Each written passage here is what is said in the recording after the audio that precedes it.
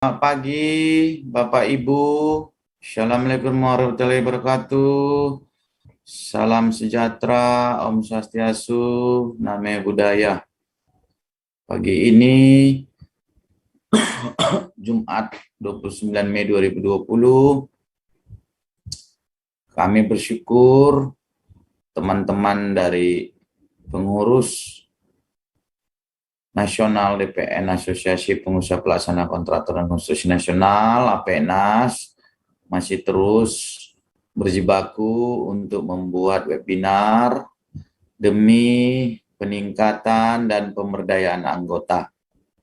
Semoga webinar dalam tema tantangannya dalam Undang-Undang Nomor 2 Tahun 2017 terkait jasa konstruksi yang di dalamnya ada asosiasi badan usaha semakin memberikan pencerahan positif kepada Bapak Ibu sekalian.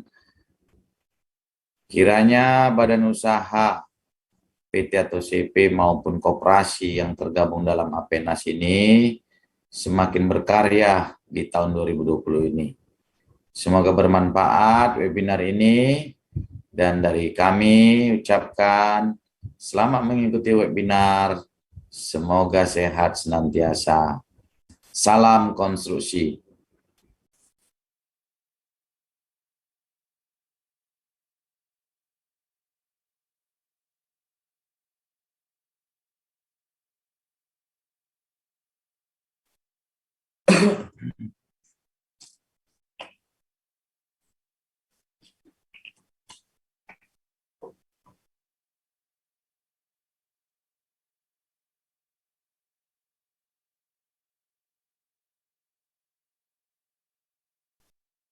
Ya, salam konstruksi Bapak Ibu. Berjumpa kembali di hari Jumat 29 Mei 2020 ini.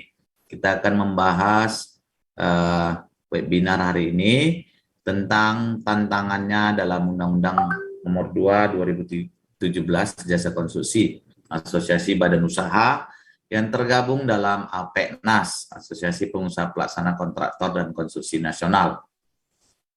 Ya, next. APNAS melaksanakan pemberdayaan anggota dengan tema menegaskan APNAS sebagai asosiasi publik jasa konstruksi nasional. Dengan subtema menggarisbawahi asosiasi sebagai stakeholder jasa konstruksi Indonesia pasca Undang-Undang Nomor 2 Tahun 2017 tentang jasa konstruksi ya, yang disahkan tanggal 17 Januari 2017. Untuk merumuskan fungsi dan tugas asosiasi badan usaha ke depan perlu dipahami konsep Undang-Undang Nomor 2 Tahun 2017 yang baru, termasuk perubahannya terhadap undang-undang yang lama, pemahaman akan konsep sistem jasa konstruksi yang baru, tantangan yang dihadapi, dan perkembangan kemajuan global. Merupakan hal strategis yang perlu diketahui asosiasi dalam merumuskan tujuan dan program kerja untuk mewujudkan cita-cita mulia organisasi, yakni memajukan jasa konstruksi nasional. Presentasi membahas tantangan membangun infrastruktur nasional ini juga meliputi tatanan pemerintahan baru, perubahan sistem jasa konstruksi, serta tantangan asosiasi badan usaha. Next slide. Inilah yang menjadi fokus daripada membangun infrastruktur terintegrasi. Ya. Di sini ada sistem desain ya. Jadi sistem desain itu yang dibagi dalam 3 kategori ya. Perencanaan tata ruang ya, koordinasi Bappenas. Yang kedua perencanaan sistem transportasi multimoda, koordinasi Kemenhub. Yang ketiga perencanaan master plan infrastruktur jalan, koordinasi Kementerian PUPR.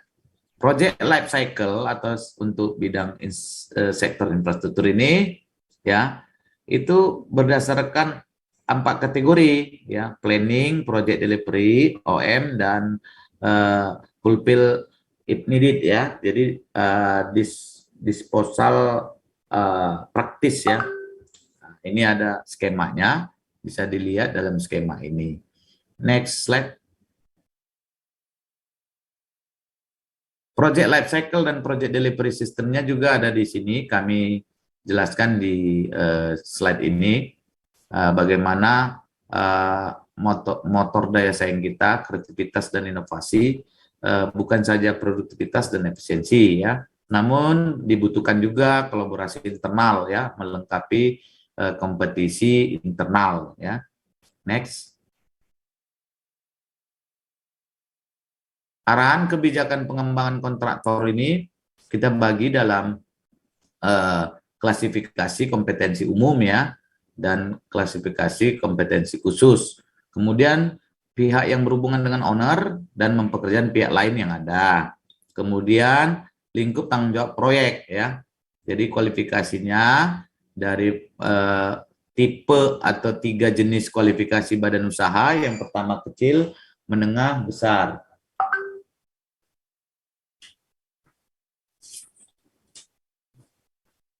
Ya, jadi itu ada gedung, ada sipil, ada ME, kemudian ada jasa pelaksanaan lainnya ya, spesialis, kemudian ada keterampilan kerja.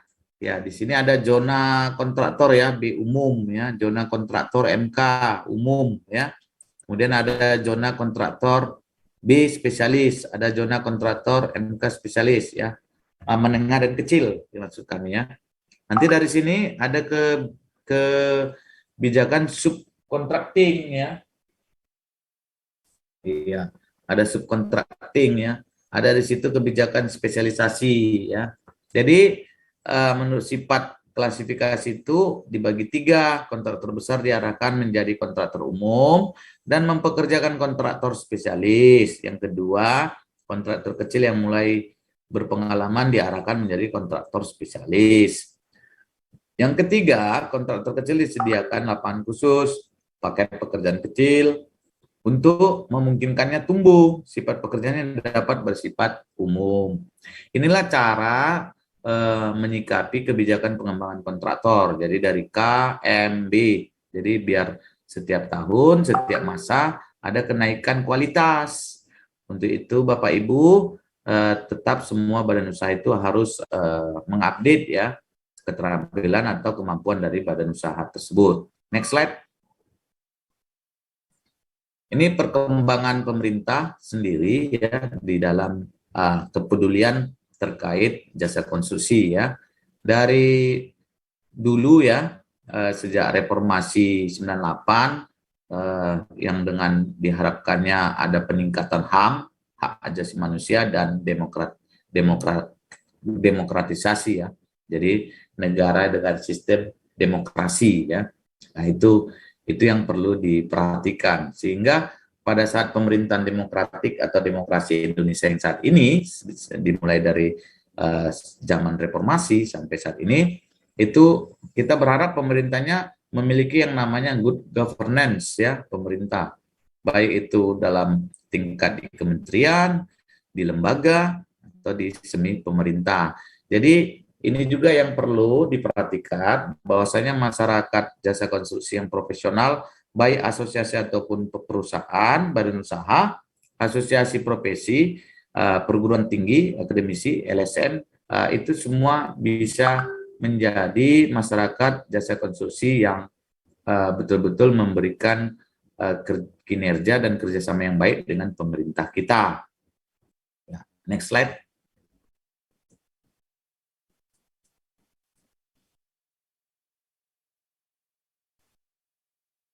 Ini peran masyarakat ya Bapak Ibu, peningkatan peran masyarakat. Bagi Bapak Ibu yang butuh pertanyaan, butuh bertanya, itu silakan ya di kolom reaction-nya, silakan raise your hand, nanti kami akan menjawab. Kemudian kalau ada yang mau ditanya bisa disampaikan di chatting ya. Bapak Ibu sekalian yang hadir, tolong jangan lupa sekali lagi kami ingatin terkait absensinya harus diisi ya Bapak Ibu. Ya, saya lanjut ya, kembali ya. Jadi ini ada peran masyarakat ya, kemudian ada pembagian dalam waktu ya. Ini diagram yang kami dapatkan dari beberapa data ya. Dari LPJK sejak Undang-Undang 18 sampai PP 28 dan sampai Undang-Undang Nomor 2 Tahun 2017. Ya, ini ada apa namanya peningkatan kinerja ya, peningkatan peranan masyarakat ya. Jadi kalau dulu pemerintah sendiri terkait jasa konstruksi, sekarang sudah dibuat sama pemerintah dengan forum stakeholder. Ya, kemudian ada peningkatan dari tahun ke tahun pemerintah dan badan ya dalam pemerintah. Kemudian pemerintah dan badan independen ya. Kemudian lahirlah yang namanya Lembaga Pengembangan Jasa Konstruksi ya, LPJK. Nah, itulah yang dikatakan pemerintah plus badan independen. Kemudian transisinya adalah Independent Regulatory Board ya, itu yang akan dilakukan ke depan oleh pemerintah Indonesia. Jadi kontrol check and balance-nya itu pemerintah, tapi juga ke depan akan diarahkan kepada masyarakat jasa konstruksi. Nah, inilah perkembangan dari tahun ke tahun, dari generasi ke generasi, dari desa warsa ke desa warsa, peran pemerintah ataupun niat baik, goodwill dari pemerintah terkait pelayanan menuju good governance. Ya. Next slide. Ini sistem jasa konstruksi ya, dari mulai kita bagi dalam masyarakat nasional, demand pengguna jasanya, baik itu penggunaan dana swasta, APBN, KPBU ya. KPBU itu kerjasama pemerintah badan usaha. Kemudian terciptalah supply penyedia jasa melalui procurement atau pelelangan ya. Nanti kontraktornya siapa, tenaga keterampilannya seperti apa, tenaga ahli manajemennya seperti apa, rental supply-nya seperti apa, kemudian kontrol atau pengawasnya, konsultan pengawas, konsultan perencanaan seperti apa. Ini dari pemerintah Kementerian PUPR melalui Direktur Jenderal PUPR itu juga akan mengeluarkan baper body ya melalui LPJK ya, LPJK Lembaga Pengembangan Jasa Konstruksi Nasional. Good governance ini akan tercipta dengan triangle ini ya, triangle ini. Jadi ada masyarakat profesional, masyarakat jasa konstruksi yang terdiri dari asosiasi perusahaan, badan usaha, asosiasi profesi, perguruan tinggi maupun dari lembaga swadaya masyarakat LSM. Inilah triangle sistem jasa konstruksi di Indonesia. Next slide.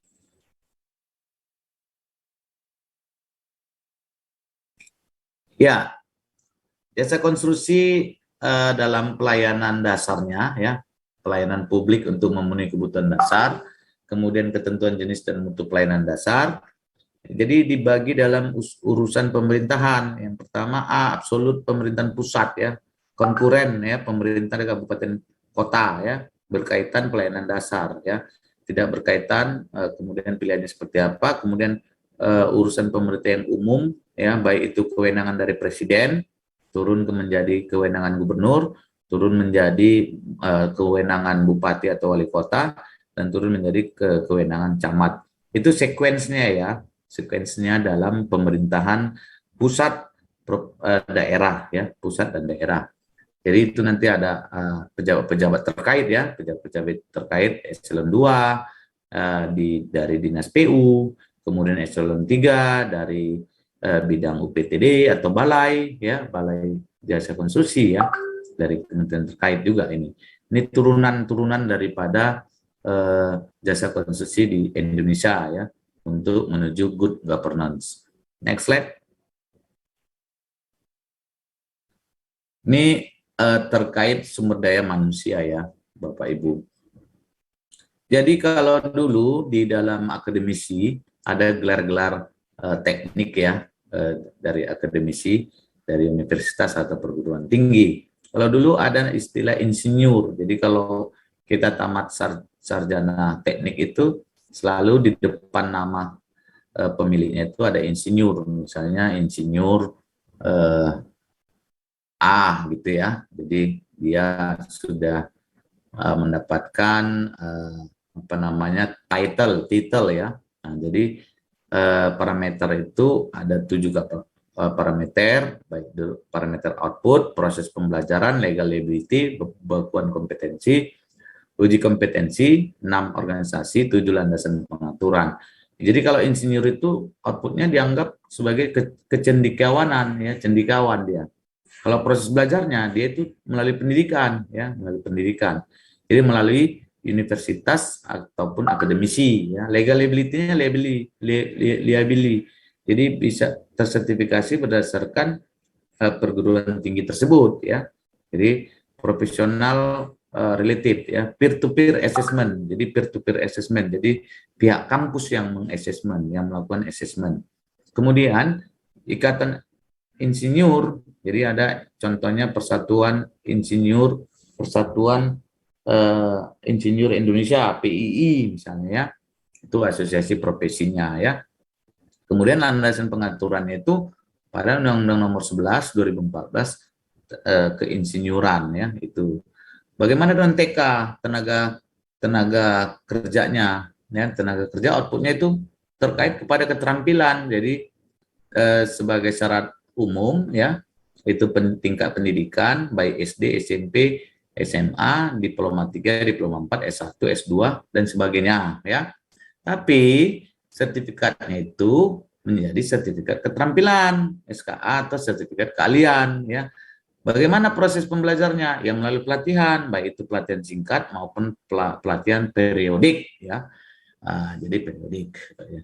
Itu dia. Bagaimana bakuan kompetensinya? Ya, job related, ya, dengan pekerjaan yang dikuasainya. Contoh dia menguasai pembuatan jalan. Jadi yang diambil adalah SKA atau SKT terkait jalan. Jadi terkait pekerjaan utama dia, ya. Kemudian organisasinya apa? Serikat kerja, ya, serikat kerja, asosiasinya ataupun serikat kerja. Walaupun sekarang ini ada contoh ASTAKI, Asosiasi Tenaga Ahli Konstruksi Indonesia, ya. Itulah undang-undang landasan Undang-Undang Nomor 13 tahun 2003 terkait ketenaga kerjaan, ya. Next. Tujuan, tanggung jawab, dan kewenangan. Ini juga penyelenggara jasa konstruksi itu bertujuan memberikan arah pertumbuhan dan perkembangan, ya, mewujudkan ketertiban, mewujudkan peningkatan partisipasi masyarakat, dan menata sistem. Kemudian menjamin tata kelola penyelenggaraan, menciptakan integrasi nilai tambah. Bagaimana dengan kewenangan pemerintah pusat dan daerah?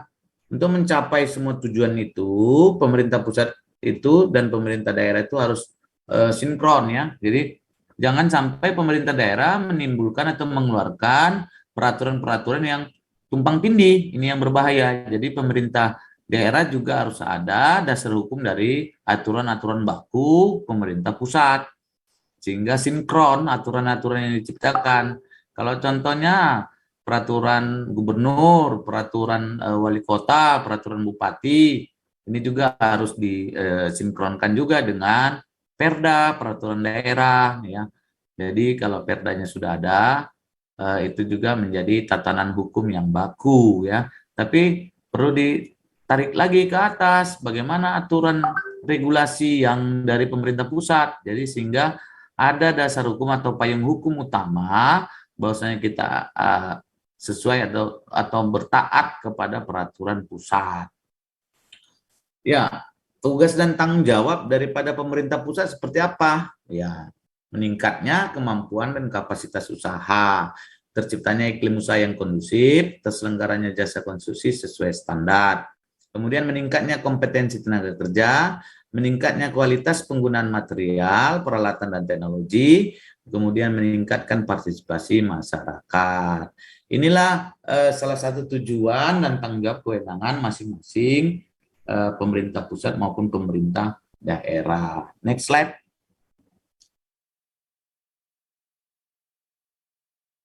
Ya, ini ada kita buat kualifikasi dasar penilaian dan segmen pasar badan usaha. Kembali yang kami terapkan tadi, kualifikasi badan usaha itu ada 3 jenis, ya. Kualifikasi kecil, kualifikasi menengah, dan kualifikasi besar. Kalau dia kecil ada K1, K2, K3, dan ada 3, ya, K1, K2, dan K3. Kalau menengah ada dua jenis, M1 dan M2. Kalau B ada B1 dan B2. Jadi kalau B2 ini khusus penanaman modal asing ya.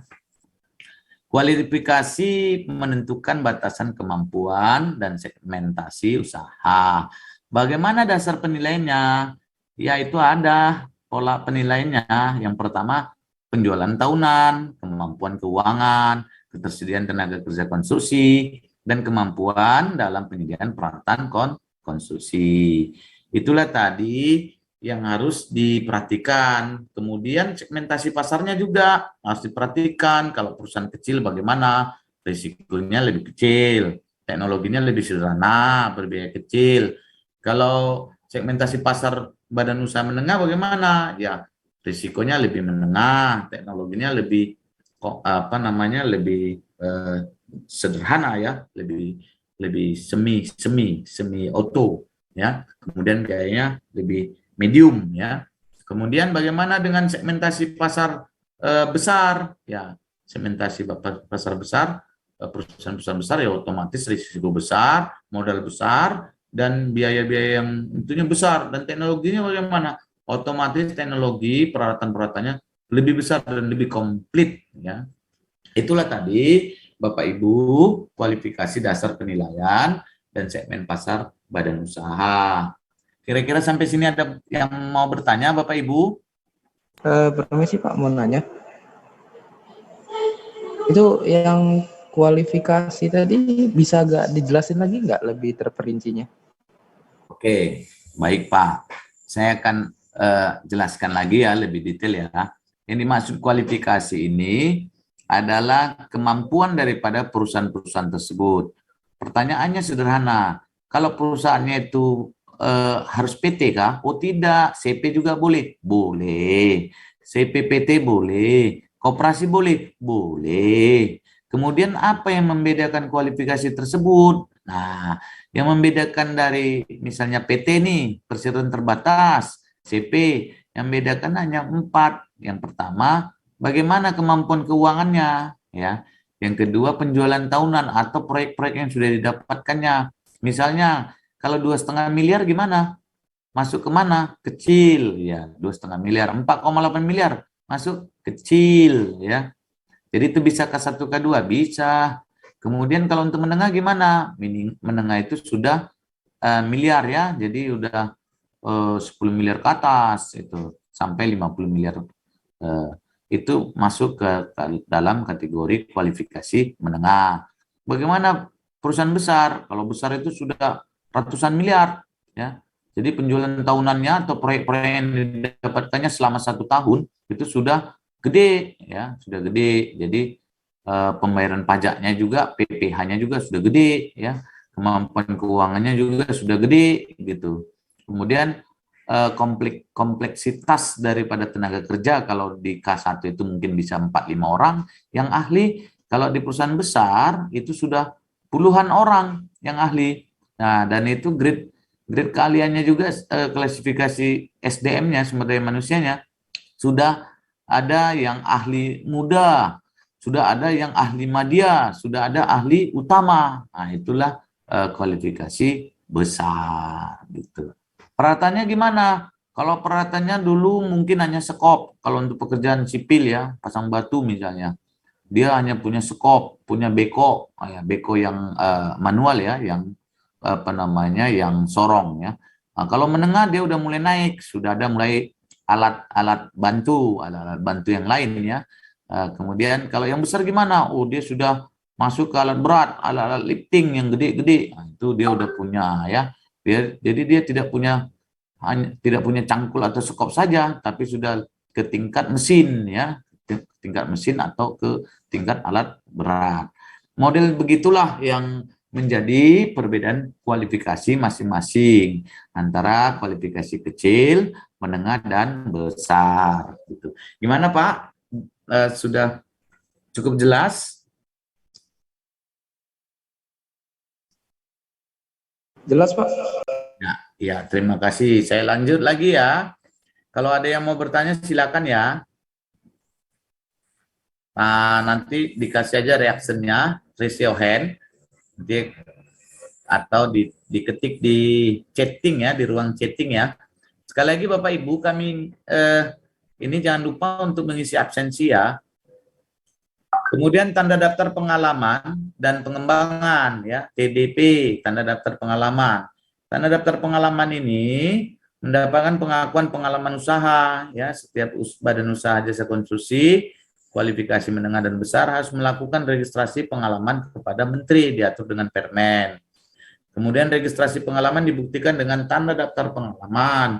Tanda daftar pengalaman ini paling sedikit memuat yang pertama, nama paket pekerjaan, pengguna jasanya siapa, tahun pelaksanaan pekerjaannya kapan, nilai pekerjaannya berapa, kemudian kinerja penyediaan jasa. Kinerja penyedia jasa ini bisa dibuktikan dengan namanya berita acara serah terima pekerjaan, BSPT. Jadi kalau sudah ada berita acara serah terima pekerjaan dari customer atau dari klien atau dari penunjuk kerja atau dari pemilik proyek, itu sudah cukup. Selain kontrak kerja, kemudian proyeknya selesai, dibuktikan proyek selesai itu dengan gambar-gambar atau foto-foto proyek, kemudian nanti ada namanya tanda tangan berita acara serah terima pekerjaan. Itulah salah satu tanda daftar pengalaman paling sedikit ya. Kemudian bagaimana pengembangan usaha berkelanjutan ya. Setiap badan usaha jasa konstruksi harus melakukan yang namanya pengembangan usaha berkelanjutan. Apa gunanya? Tujuannya apa? Meningkatkan tata kelola usaha yang baik, memiliki tanggung jawab profesional termasuk tanggung jawab badan usaha terhadap masyarakat. Yang ketiga, pengembangan usaha berkelanjutan diselenggarakan oleh Asosiasi Badan Usaha Jasa Konstruksi yang diatur dalam peraturan menteri. Dalam hal ini, APENAS harus punya kontribusi, harus punya pemahaman bagaimana mengembangkan usaha berkelanjutan. Ya, salah satunya apa? Salah satunya pemberdayaan anggota. Salah satunya seperti apa? Salah satunya seperti melakukan webinar-webinar yang saat ini kita lakukan. Ya, itu juga peningkatan atau pengembangan usaha jasa konstruksi. Itu yang perlu kita lakukan ya, pengembangan pemberdayaan anggota. Ya. Next slide.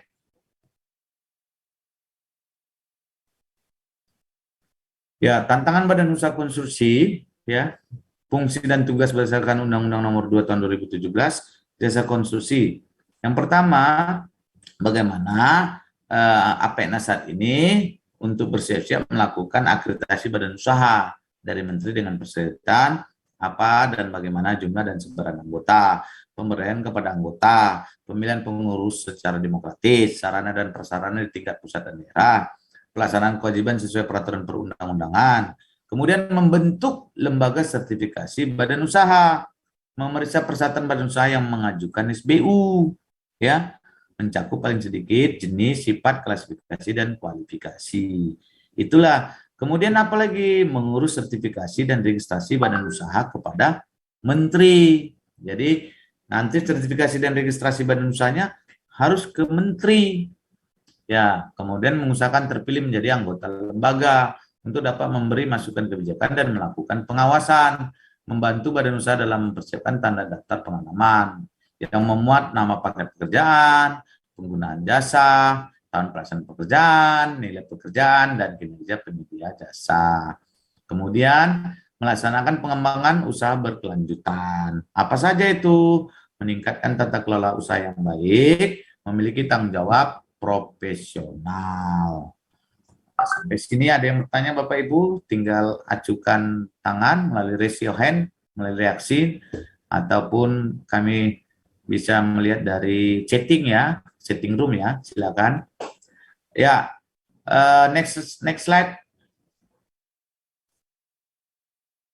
Pengembangan data badan usaha ya, ini melalui SIKI ya, LPJKN, data administrasi badan usaha SBU, diupload lah akte pendirian, akte perubahan, data keuangan badan usaha, data pengurus badan usaha, data tenaga badan usaha, data pengalaman badan usaha, data peralatan badan usaha.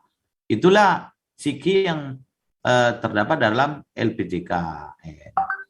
Bagaimana dengan sikap dari LKPP? Sikap itu memuat data umum penyedia jasa, akte pendirian, izin usaha, data identitas pokok, data pemilik, data pajak. Jadi jangan lupa kembali ke pajak, tertib pajak, orang bijak taat pajak. Kemudian data riwayat kinerja penyedia jasa yang meliputi data kualifikasi, data tenaga ahli, data pengalaman, data perawatan. Kemudian data badan usaha ini menjadi kompetensi badan usaha. Ya, identitas, data umum, sumber daya, pengalaman perusahaan, keuangan, dan social responsibility CSR. Jadi CSR ini, aduh, saya harus keluarkan CSR ini. Untung sekian saya keluarkan CSR. Oh, don't worry, be happy Bapak Ibu. Karena pemerintah juga menjamin bagaimana dan tata cara penyaluran CSR. CSR itu atau Corporate Social Responsibility. Karena dalam aturan pelaporan pajak, CSR juga akan dihitung atau diperhitungkan sama negara ya menjadi biaya-biaya yang bisa membantu dalam pengurangan pajak ya, pajak. Jadi bisa seolah-olah bahasanya itu kita keluarkan CSR masuk dari kantong kanan, keluar dari kantong kiri. Jadi nggak usah pelit-pelit ya kalau jadi pengusaha itu harus banyak berbakti, karena hak-hak kita juga dimiliki hak-hak orang lain. Jadi CSR ini bisa dilakukan atau diberikan kepada lembaga atau badan amal ataupun lembaga swadaya masyarakat ataupun asosiasi lainnya ya yang berkaitan atau yang berkompeten terhadap penyaluran atau penerimaan dana hibah melalui CSR. Itu akan menjadi satu hal pengurangan pajak bagi para pengusaha ya di bidang konstruksi juga badan-badan usaha ya Bapak Ibu. Jadi jangan lupa kalau ada rezeki dibagi-bagi melalui CSR supaya nanti tersalur untuk anak yatim, piatu, rumah jompo dan kegiatan lainnya ya, pembangunan rumah ibadah, peningkatan rumah ibadah ataupun CSR bidang lain ya untuk masyarakat luas. Ya, Siki itu bisa diakses nanti ya di Sistem Informasi Konstruksi Indonesia. Nah, kalau sikap itu di LKPP namanya Sistem Informasi Kinerja Penyedia Jasa. Dalam Undang-Undang Nomor 2 Tahun 2017 Jasa Konstruksi, sistem informasi ini dikelola oleh pemerintah pusat. Jadi database-nya jelas Bapak Ibu. Database daripada perusahaan-perusahaan kita akan disimpan melalui pemerintah pusat gitu Bapak Ibu ya. Itulah yang paling penting bagi kita, bagaimana kita bisa proaktif. Yang dikatakan proaktif adalah kita peduli terhadap peningkatan dan kinerja perusahaan kita masing-masing. Ya, next slide. Ini parameter kemajuan badan usaha ya. Nah, jadi parameter kemajuan badan usaha itu bisa kita lihat dengan adendum waktu, adendum biaya, kontrak change order, di listnya, kecelakaan kerja, ya kecelakaan kerja juga harus diperhatikan, zero accident ya, kemudian pengendalian sampah atau waste management ya, itu sudah dilakukan apa belum, bagaimana penanganan limbah, bagaimana penanganan sampah pasca proyek ya, kemudian pada saat proyek sudah berlangsung maupun proyek sudah selesai maupun proyek sudah serah terima, itu juga harus dipikirkan ya pengendalian sampah ataupun waste management tersebut. Itulah yang menjadi parameter kemajuan sebuah badan usaha Bapak Ibu. Ya, next slide yang terakhir ini kami pikir kami kasih waktu lagi sebelum kami tutup. Kalau masih ada yang bertanya, kami akan berikan kesempatan raise your hand in reaction ataupun melalui chatting room ya Bapak Ibu. Ya, sebagai penutup kami akan summary ada 8 ya, ada 8 speech dari materi ini ya. Yang pertama, terdapat sedikit pergeseran konsepsi dasar sistem jasa konstruksi dan jasa konstruksi 2017. Yakni, kewenangan penyelenggaraan lebih diberikan kepada menteri, yang kemudian dapat mendelegasikannya kepada masyarakat jasa konstruksi dan masyarakat umum. Yang kedua, pembagian kewenangan kepada pemerintah daerah ditetapkan sama sesuai dengan tugas desentralisasi dalam Lampiran Undang-Undang Nomor 23 2014 tentang pemerintah daerah. Yang ketiga, Menteri akan membentuk lembaga sebagai pengikut sertaan masyarakat jasa konstruksi untuk menyelenggarakan sebagian kewenangannya. Ya, tugas dan kewenangan akan ditetapkan kemudian. Ya, selaku bagian dari masyarakat jasa konstruksi, APNAS mempunyai peran strategis dalam kehidupan profesional jasa konstruksi. Kita wajib mempunyai idealisme dan nasionalisme dan etika tinggi meningkatkan kemampuan kontraktor dengan rantai pasoknya untuk memajukan jasa konstruksi Indonesia. Sebagai tugas dan fungsi, tugas itu telah ditetapkan dalam Undang-Undang Nomor 2 Tahun 2017. Tugas profesional lain berdasarkan best practice internasional perlu diidentifikasikan, termasuk memberikan masukan kritik pembangunan terhadap kebijakan pemerintah. Yang terakhir, Bapak Ibu, hendaknya kita dapat menjadi rujukan dan motor bagi kekuatan moral dalam melaksanakan yang benar dan baik bagi kemajuan bangsa di bidang konstruksi. Demikian Bapak Ibu, kami sampaikan. Atas perhatiannya kami ucapkan terima kasih. Kalau ada kata-kata kami yang salah, perbuatan kami yang tidak terpenuhi dengan hati dan pikiran Bapak Ibu, kami mohon maaf. Semoga APNAS ke depan lebih maju, lebih sukses. Dan terima kasih sekali lagi untuk semua kehadiran Bapak Ibu ya. Terima kasih. Kami ucapkan terima kasih dan sampai jumpa kembali pada presentasi yang lain, webinar yang lain. Terima kasih dan salam konstruksi.